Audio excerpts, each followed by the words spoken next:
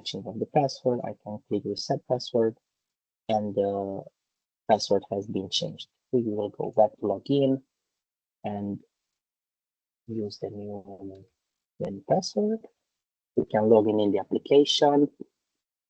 The first page will be the dashboard, where you will see the active services predefined with the scheduled ones, but you can change it to in progress. You can see all the in progress services.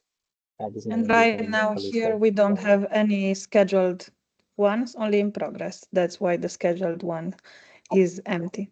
Yes. Yes, actually, there's a link between statuses. An in progress one cannot go into a scheduled one, and so on. There are a lot of validations on the backend for this part. On the right side of the screen, we have the SOS request. As you can see at this moment, we have a Bentley as an SOS and also map.